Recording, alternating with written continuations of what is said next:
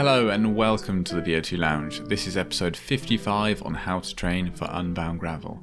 Unbound Gravel happened recently in relation to recording this episode, and to be honest, it has so much hype. I've thought about this event a few times in the past. It's something I would probably never compete at myself. It's in North America, it's in the middle of nowhere, and I think, to be honest, as a European, there's a huge barrier to entry unless you're really willing to commit to one event. But the event needs no introduction. A lot of people find this episode will already know. Maybe they've even competed and didn't do as well as they wanted to, or maybe they have competed and they would like to sort of cross-reference their training to what I'm about to suggest in this episode. Now, Unbound titles itself as the world's premier gravel event, which a lot of people will agree with, in particular, especially individuals from North America. Unbound comes in 5 different flavors. That's the XL, which is 352 miles, the 200, the 100, the 50, the 25, and then a junior event, with the main event, or at least the event that attracts the biggest pro crowd, has the biggest level of not advertisement, but just the most spotlight on it, is the 200. In this case, it was 320 kilometers this year. The event is 3,600 meters of climbing, so it's definitely not flat, but not something where you need to turn up with an absurd watts per kilo because there's like a 40-50 minute climb in the middle of it. With this being said, with such a long and potentially hot event where it's held, it can easily be 32 degrees plus. It's very important to get not only training right, but heat acclimation. You need to consider kit choices, like as in what you're going to wear, but also what you're going to carry on your bike, how you're going to carry all the fueling, getting your gut acclimated to all this fuel that you're probably going to have to get on board. And how do you specialize for such a long event? What does your power profile need to look like? And how are you going to cope with the fact that there are only 2 aid stations on this course? It's not like some other events like Sporties where you might have 4, 5, 6, depending on how long the event is, or do laps of somewhere. This is really quite a poorly supported event in regards to how much support the athlete can actually provide themselves with from the side of the road. So with all that said, let's get into this episode on how to train for Unbound Gravel. Let's start with training periodization. We're essentially just going to go through training periodization, training intensity distribution. We'll talk about training volume, test events, which I think is quite important, nutrition, heat acclimation, because I think these are the most important parts of prepping for an event such as this, or any event. Really, in reality, most of this training is going to be the same as any plan you would generate for yourself for an event, but just highlighting the key parts that are specific to this event and possible little nuanced pieces that you could probably use to gain an edge at such an event. Now, training periodization, pretty simple really what it is. It is literally just how you periodize the type of training you're doing as you get closer to either the season or a specific event. So, for example, you could split up into 4 segments. You could have like a preparation phase, then sometimes you'll have a transition period, then you can have the actual competition period, and then another kind of transition period. Now, this transition period could be like you've either finished competition and you're now transitioning to like the off season and then back into like a base season, or this could be a competition phase with a peak and then a sort of transition phase where you are recovering from that peak and then preparing again for another peak. So it can become quite complicated with the more you specialize this. However, if you've got one singular event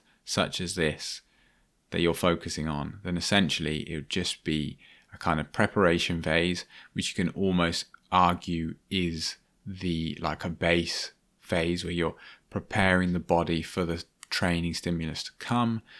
And then as you get to this transition sort of phase, you're coming into the point where you're now adding intensity, you hit competition phase, and that is really where you're fine tuning things. Now, when I was thinking about this, I thought back to an interesting little note or a little segment that was, I forget exactly where, but it's by Oliver Alexanderbu, who is the coach of Christian Blumenfeld and Gustav Iden, who are two notable triathletes. I mean, Christian Blumenfeld has won the Olympic gold in the triathlon, and Gustav Iden's won the Ironman World Championships. Now, he mentions in there, talking about, obviously because they're very big on testing, but also ensuring that really the bottom line is the athlete needs to be getting faster for the specific discipline they're approaching. So VO2 max, for example, could go down, but if their performance at the Ironman distance is improving because they've been focusing more on that, like, let's say threshold / sweet spotty kind of area, like 4 hour, 5 hour power versus like 1 hour or short accelerations, that a short acceleration in like a 4 minute or 8 minute interval is really going to stimulate that VO2 max more than 20 or 30 minute intervals. But it's important to note that obviously VO2 max at some point is going to be the ceiling to which your threshold will no longer increase. And at that point, you need to improve your VO2 max. So training periodization, this somewhat depends on how you're coming into things. If you're coming into this, having been someone who's done a lot of road racing, done a lot of crit racing, for example, you know your repeatability is good, you've done a lot of stimulation of VO2 max, then this is a bit easier coming into things. Because say you come out of a race season, go into the off season, then you come back, do a bit of base training. My thinking is that even if this factor would just determine how much of this you need to do. But you come in, you start off the season with a bit of VO2 max work, like a block, like a 4-week, 6-week block to up that VO2 max. And then transition as you get closer and closer to the event to more and more steady state threshold, and almost like a reverse model of high, like ultra high intensity at the beginning, into high intensity, into like a moderate sweet spot kind of intensity. Because at the end of the day, even the guys at the front of Unbound, really, it's not a surgy event. Yes, maybe someone puts in an attack to separate and then sit back into steady state, but it's not going to be a race or even like a event for someone not racing it where you're going to be dropping 1,000 watts here, there and everywhere. I mean, I think Dylan Johnson on his recap, I think it was like 800 watts peak. I mean, go down to a local crit and 800 watts, you could see that in the first 5 minutes.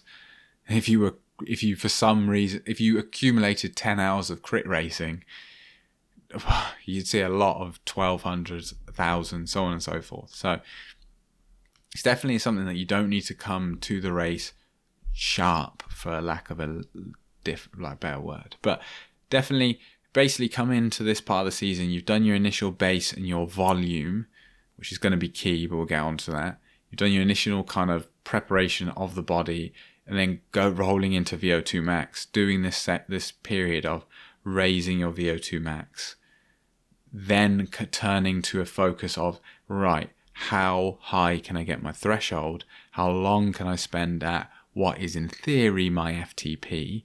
How long can I spend at sweet spot? And then which will translate to tempo and zone 2 and so on and so forth. But how high can I get that? How big can I get the aerobic system? And then maybe you just have little top-up VO2 sessions here and there just to keep that side of things stimulated. But definitely, as you get closer and closer, you're going to be wanting to know how many kilojoules of work can you do. Because that's going to be the key, really, the key aim of this event is just a kilojoule fest. The demands are so high. You could be looking at 8,000 kilojoules for this total event, which is way more than most people will ever even fathom for the most part in doing. Now, where do these transition periods, we'll kind of get onto that a bit later when we talk about volume, but it's definitely going to be something that you may be someone, after 3 weeks, 4 weeks, you definitely see a clear saturation of the response to VO2 work, and then you can just transition across. So it's almost something you would self-mitigate, self-administer as to when you decide to turn off that VO2 work. And hopefully you have a good enough relationship with yourself that you almost know coming into this, right, it's going to be 3 to 5 weeks and then I turn it off. Or maybe you need a bit of a longer runway. But to be honest, somewhere in that range, you're probably all right, 3 to 6 weeks. So what about training intensity distribution? Now, what we know is that successful and highly performing athletes usually spend about 75 to 80% of their training in a low intensity. If you're using FTP, you could say 56 to 76%, 55 to 75, just depends where you're looking. About 15 to 20% is in that high intensity where it's like 90 to 120% of FTP. And then you've got a smaller chunk of time where they're in these kind of moderate intensities, which are like 77-ish, 75 to 90% of FTP. Anyone who's been around training for any period of time will know I'm essentially referring to a periodized model. Now,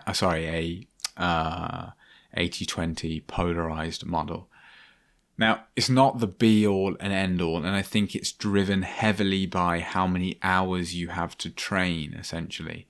Now, elite athletes who are full-time have essentially a limitless amount of time to train. Obviously not, they're dictated by what they've got on. But usually, elites are dictated by essentially what can they recover from rather than what have they got time to do.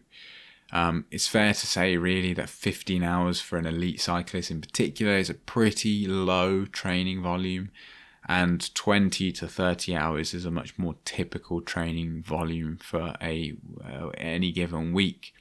In reality, I think the polarized model, obviously, I don't think there's really any reason to dispute it.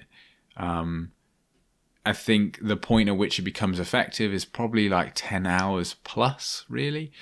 10 hours a week gives you, obviously, if you're using it really coarsely, is 2 hours of high intensity, which, if you look at that as 2 sessions a week, that's really enough it leaves you enough time, it leaves you 8 hours in a week, essentially, to do low intensity work, that kind of zone 2 work.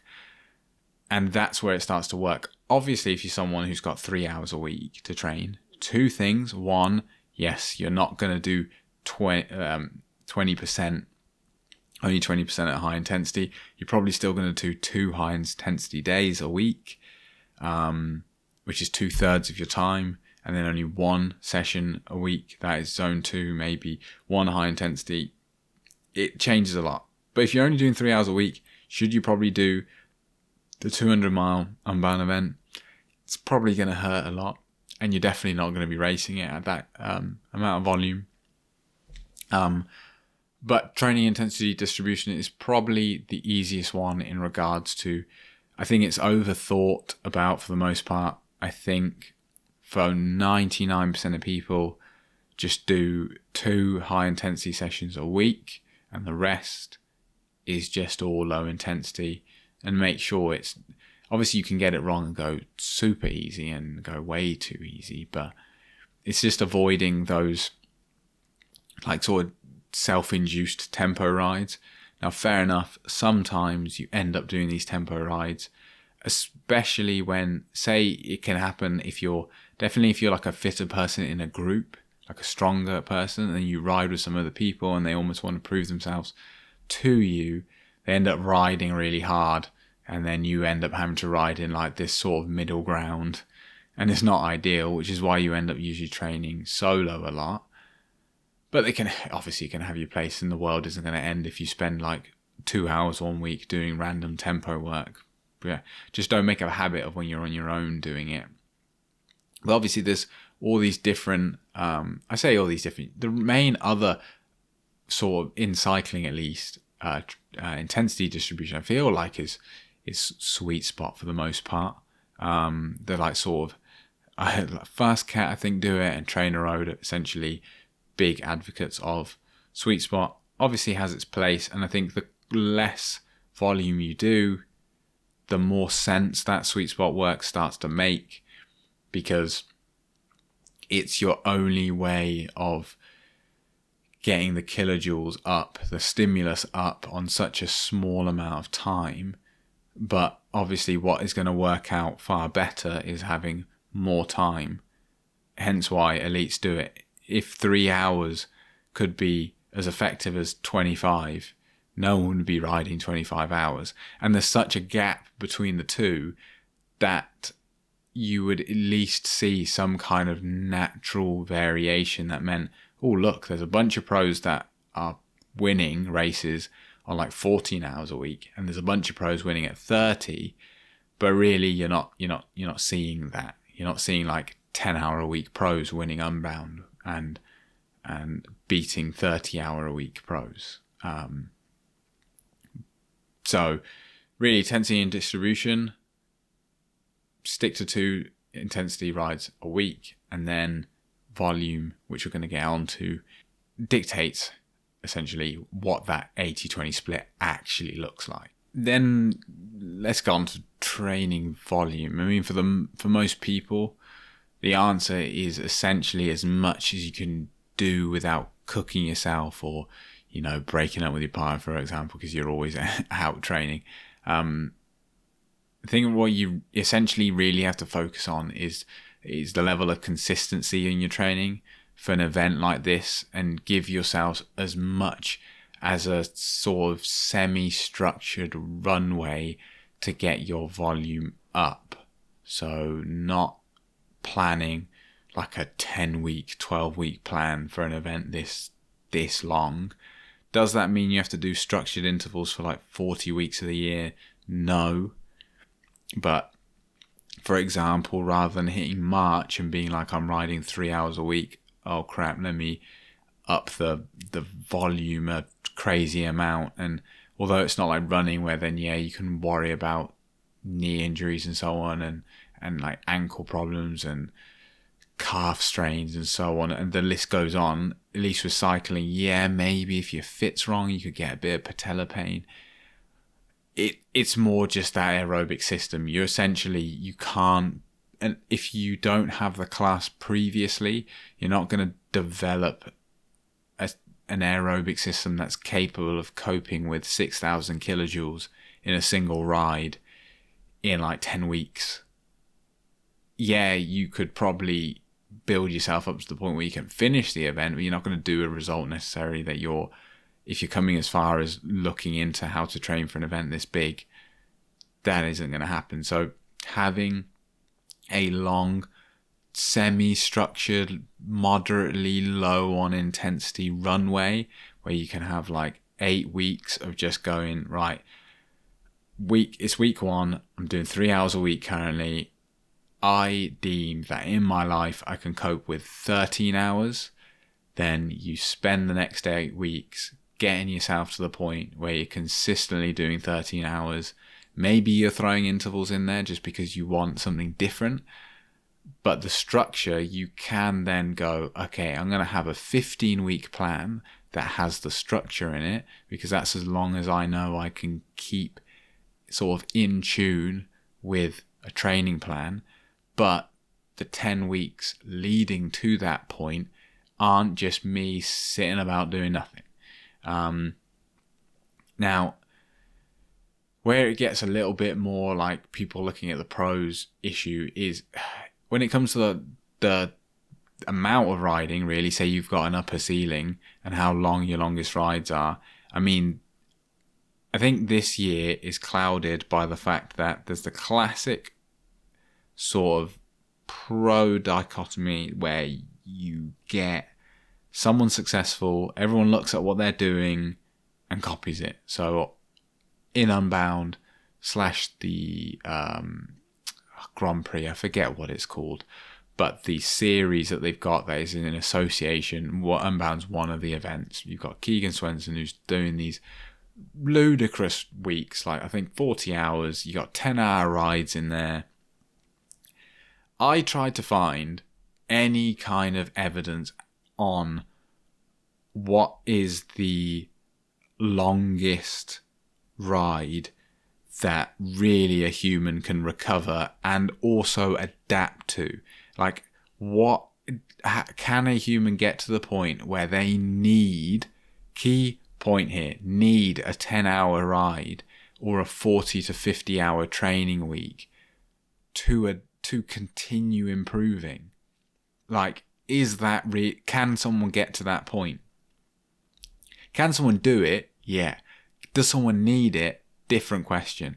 And I think in general, the level of athlete you need to have to even be capable of doing 10-hour rides and 40-hour training weeks and stuff like that is so high that this just doesn't seem to be. Studies usually can sometimes class high volume as like 8 hours, 10 hours a week kind of thing. So really, there isn't a clear answer to go look at a study. But if you look at Grand Tour riders, I mean, 20 to 30 hours a week is pretty common. And 6-hour training rides, also pretty common. What's not common is 40-hour weeks and 10-hour training rides.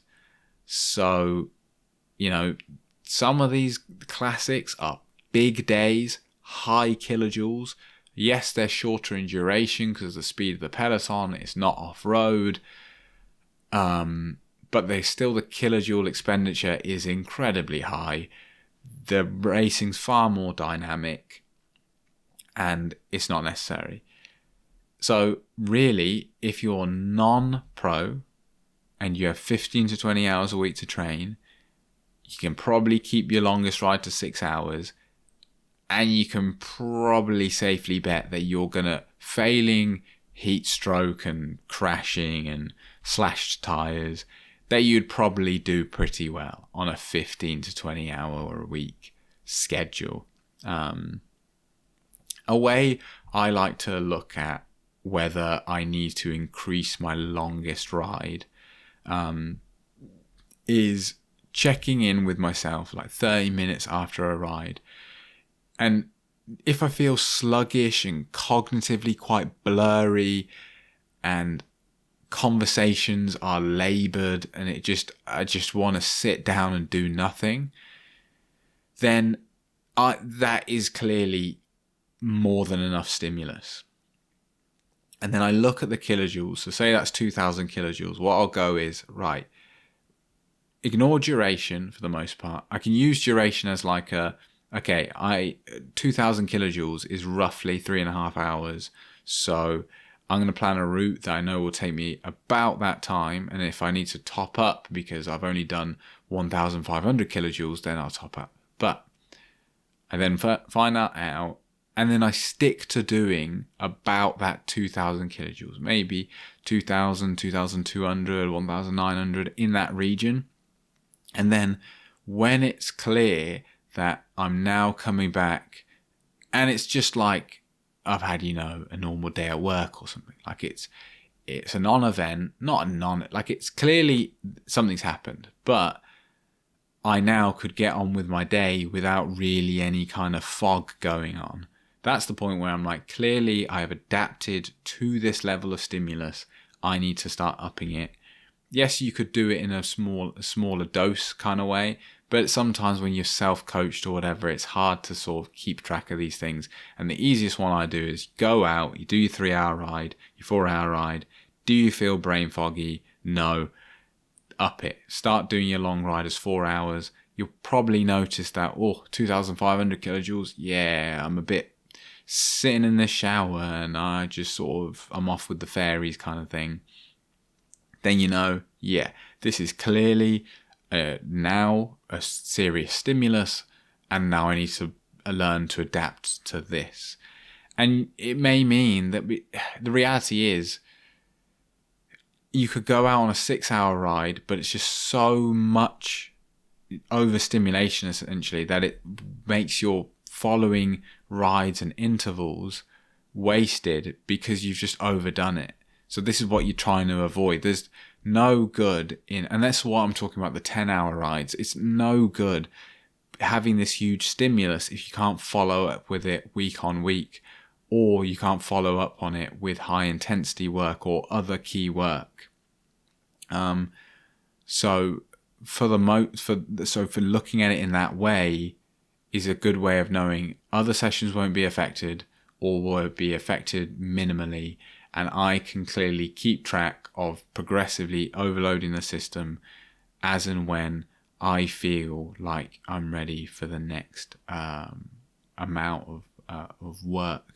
Now, you could, even with an event this big, if you want to do sort of a block periodization kind of model where periodically you have larger injections in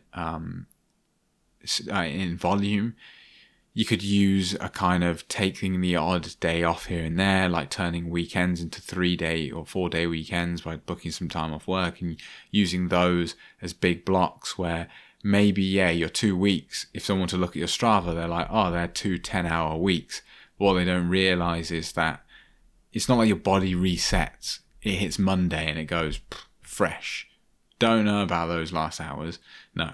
If you use those 4 days, maybe you get 4 3-hour rides in a row, and so you've just done 12 hours in 4 days and really overloaded the system. Then you go back to work, maybe you take 2 days to kind of recover, easy ride on the 3rd day, and then build back into the intervals. But you've given your body that kind of injection of volume, big stimulus, and then you can go back to doing your volume that's manageable during the kind of working week. So volume, obviously key for any duration of event. With an event this long, obviously it becomes more directly correlated to your sort of, capability of finishing the event and doing well at the event. Is it more important to have 20 hours a week for doing something like Unbound versus a crit? Yeah, a crit you can definitely hide, and you can use a lot of skill essentially to hide the fact that your aerobic system and glycolytic system and all these other things are not as highly developed as that of someone who's doing these 20-hour week sessions, whereas there's no real hiding an event like this. The level of the technical nature of it isn't great enough in relation to the challenge of the event to mean that if you're doing 10 hours a week that you really can compete with someone doing 20-25 hours a week. So unfortunately for an event like this, volume is pretty key, so it will dictate heavily how well you are able to perform at an event such as this. A long event like this means a lot of food. So how do you plan your nutrition? Now, at moderate to high intensity, particularly around the sort of 80 to 100% of VO2 max, the body relies more on carbohydrates than it does on fats due to the efficiency and rapid activation for ATP production, essentially, the energy currency of the cell. Now, carbohydrate oxidation is about 7% more efficient than fat oxidation, but obviously carbohydrates much more finite in the body than that of fat. Now, worrying about how, people talking about fat adapted and so on and so forth, these sort of things are going to naturally happen through the process of doing your zone 2 work, doing your high intensity work, so on and so forth. So you don't really need to worry about the mechanism now. What you do need to worry about is how do you ingest as much fuel as possible. Now, I say recent, not really recent. Things like SIS and bloody Marten and all that will make you seem like this is recent, but there is loads of research that indicates that a mixture of glucose and fructose together enhances carbohydrate oxidation and performance while reducing gastric distress. Essentially, there's this idea that fructose, the mechanism of uptake, can happen lower down in the intestinal tract, and it means that essentially, imagine you've got 2 buses, and one bus is down the road, and one bus stop is further down the road, 2 different bus networks. If bus A is full, passengers can go on bus B, right? But you've got to have a different bus pass. Essentially, Fructose, different bus pass to glucose. And it means that they use different transporters / different forms of uptake, which means you can saturate two different sources, which is why the kind of thought process went from like, say, 60 grams an hour to all the way up to like 120 grams an hour, where we're sort of sitting at today. The idea is that the glucose to fructose ratio needs to be around 1 to 0.8 for optimal absorption, essentially. Now, products like SAS, Marten, Sturka, all these kind of things, all offer this ratio in some form of product at some pretty high price. However, you can create a very similar carbohydrate solution at home, either using maltodextrin and fructose, which are affordable and readily available in bulk bags, or you can just buy table sugar, which is in a 1-to-1 ratio of glucose to fructose, which, if you look at studies or refer back to a previous episode I have where I do this in far more detail as to why you don't necessarily need to buy these products, goes over that in detail. But essentially, you're still getting pretty optimal absorption, and it means with a kilo bag of sugar and like a bit of salt, you got yourself a sports drink for the whole event. Now, arguably, an event like this, when you've got your aid stations and whatever, you've got two options. Either you could have, say, a water bladder and have these things pre-filled with your solution, and then if you need to, yes, I'm not saying make your own gels, you could buy gels and bring them along with you, but definitely for training, get yourself 2-litre water bowls, or if you want to train with your hydration pack, whack that on, fill it up with sugar, you're sorted. You don't need to worry about spending hundreds, thousands even on these sports nutrition products just to acclimatize to it. Essentially, you're probably going to be fine on the others. It can be worth, if you know you're going to take, say, SAS gels with you, yeah. If you're going to eat like 2 of them an hour for like 4 of the hours, maybe once. Buy a pack, try it out, check it all goes fine. And the likelihood is, if you've already been training on 120 grams an hour, changing from purely sugar to like a mixture of gels and sugar, it's probably going to be all right. So, yeah. You're looking for as much as you can handle, probably up to that kind of 120 gram limit. Yes, if you're at a lower intensity, maybe you can drop down to 80, but just seeing what works for you. Maybe you do get the gastric distress at 120 after 6 hours and you can't get around it. Bring it down to 80, try that again on your 6-hour ride or whatever, and then happy days. Just go from there. But you're just trying to essentially get simply as much carbohydrate into the body as possible. Ignore fat, ignore protein, just get carbs in. Now, heat acclimation, I feel like it's one of those things where people worry about the heat but don't do anything about it. It's almost like getting close to a marathon and being worried about whether you can run the marathon but not doing any training. Just being like, I wonder if I'm going to do this. I'm really nervous about doing this. What could I do about it? I could run. Nah, I'm not going to do that. And unlike altitude training, where there is a clear barrier. Either you're going to have to buy a tent, or you're going to have to go to like Sierra Nevada, you're going to have to go to Tenerife, you're going to have to go to all the other locations across North America. Like, who really wants to spend their holiday going up to altitude unless you are super devoted? And the results from it are kind of like, it's a bit hard to interpret as to whether really there are worthy performance benefits at sea level. It looks to be clear that it does benefit you if you're then returning to altitude and your performance at altitude, but at sea level, yeah. Whereas heat acclimation, the barrier to entry is essentially as close to zero as it can get, given the sport. Like, yeah, you could argue in a sport that's a lot less expensive, it's like what if you have to buy a heater for a room? It's like, yeah, that heater's £100. Whereas you're spending thousands of pounds on a bike anyway. So you probably spend more in your aero cockpit than a little panel radiator.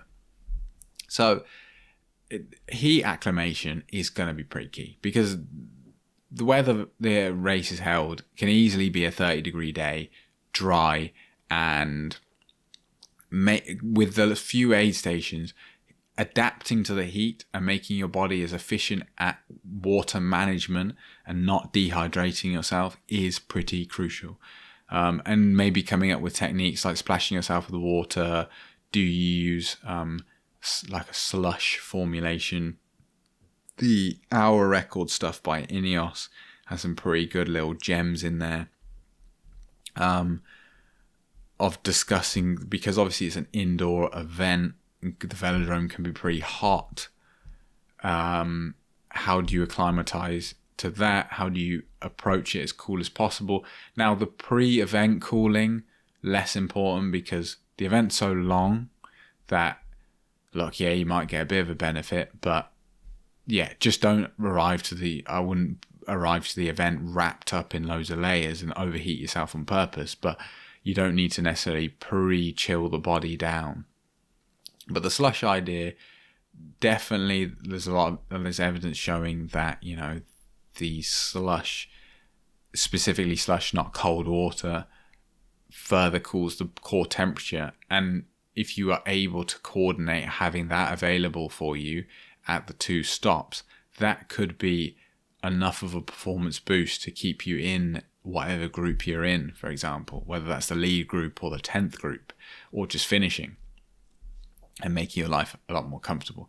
Now, if we look at studies, there's a 2010 study called Heat Acclimation Improves Exercise Performance, and it examines the effect of heat acclimation on aerobic exercise performance and the physiological adaptations associated with said performance. Now, participants underwent performance tests in hot and cool conditions, then completed either a heat acclimation program or a control program in a cool environment. The results showed that heat acclimation improves VO2 max by 5% in cool and 8% in hot conditions, enhanced time trial performance by 6% in cool conditions, and increased power output at lactate threshold by 5% in both conditions. So worst case, you turn up and it's not hot and you're still getting a performance boost. Now, these improvements were linked to increased plasma volume and maximal cardiac output, while the control group saw no changes. Now, the physiological adaptations from heat acclimation include, as I've said, plasma volume expansion, improved fluid balance, enhanced cardiovascular function, and better thermoregulation. All things that, not obvious, but the clear things that should happen. These changes lead to lower heart rate, higher stroke volume, and more efficient sweating and blood flow during exercise. And that's why I was mentioning that not only are you feeling more comfortable and not having a detriment in power in the short term, but this better fluid management of the body means that, say you needed, the first time you did it, 8 litres of water to complete the event before you saw, and to make sure you didn't have a performance detriment. It may be that now you only need 7 litres because your body's better at managing, cooling itself with a lower amount of water left in the body, but also retaining that water. Metabolic efficiency is also thought to be improved with lower exercise metabolic rates and better thermal tolerance. And, these benefits do manifest themselves quickly, with most adaptations occurring within the first week of exposure to heat stress. Now, to implement heat training, it's fairly simple. You can start with frequent, moderate intensity sessions in a hot environment. This could be you have a conservatory, you go in there. This could be you have an indoor training environment where you can just put a panel, either it's got a radiator or you can put a little electric radiator in there to heat up the environment. I think indoor training is for my opinion, the superior method of doing this, because the outdoor environment, it's hard to really keep you can't up the temperature yourself. You're stuck with what the weather's like. And if you're in a cooler climate or the other side of the equator, maybe it's cooler and you can't get that acclimation. But you can control it better. You can have a set stimulus, and you can just keep an eye on things a lot better. You can keep an eye on the heart rate. You're not worrying about cars and so on. And if you get dehydrated and start, not getting delirious necessarily, but it's just a safer environment really to do heat stress work. Now, what you can do is, on from this, you can gradually increase the intensity and duration over these weeks and the intensity of the heat. What you will find is you could end up be doing, like, say, what used to be at 200 watts at 120 BPM. You could be at 170 doing 200 watts if done correctly. So really, as I mentioned, you can have heat rooms, sauna rooms, portable heaters during exercise. Other methods I've heard is you go do an interval session, and after the session you quickly transition to a hot bath, for example. Again, in that Ineos hour record, you see Dan Bigham doing training on the TT bike indoors in a paint suit.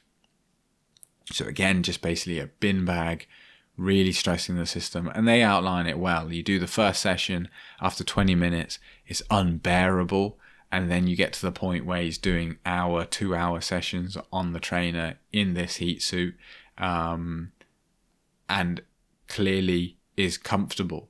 So there are even subjectively clear benefits to doing this heat acclimation.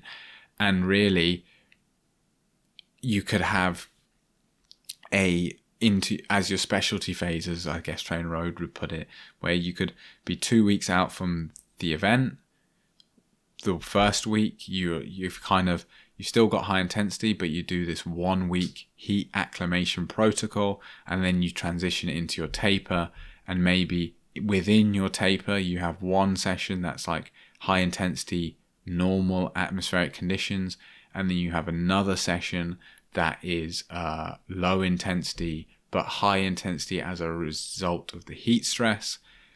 If you're lucky enough to have a sauna, even better, or some kind of hot room, because you can do the training related heat acclimation and then in your taper relax and just do the heat acclimation and retain the heat adaptations through just being in a hot environment like the sauna. And with that we're at the end of the episode. We're at the end of the kind of things I jotted down in my notebook before doing this episode. Are there any key takeaways from you? Have you learned anything? Are there any things you hadn't thought of? Has this given a kind of clear understanding? I know I haven't outlined specifically a training plan, because really I think that's an individual to individual basis. But really from this, the key takeaways are: volume is pretty key. Heat acclimation should be included in your training plan. A nutrition plan from the respect of not what you're eating generally, but a nutrition plan as to what are you going to eat on the bike, how you're going to acclimatize to that food intake, and how you're going to transition that into the race day. Something that is a side bit is setup optimization. Something else to consider: do you get a bike fit? Are you comfortable on your bike? And that's where these 6-hour rides or 5-hour rides come in. It's just are you comfortable on that bike? And setup optimization. And really, that's the one time where you can probably just look at the elite field. A lot of them are running mountain bike tires. If you haven't already got a gravel bike, getting one that can fit that, and if not, just fitting the biggest tires you can fit is probably not going to do you disservice. So I hope all of this is great, and if you have any comments or feedback, feel free to get in touch. Now, for more content like this, explore my previous episodes and consider following, rating and sharing the podcast wherever you get your podcasts from. Share your thoughts or suggest future topics at the vo2lounge@gmail.com or in the VO2 Lounge Discord server, which all the links will be down below. Thank you for tuning in, and until next time, it's goodbye.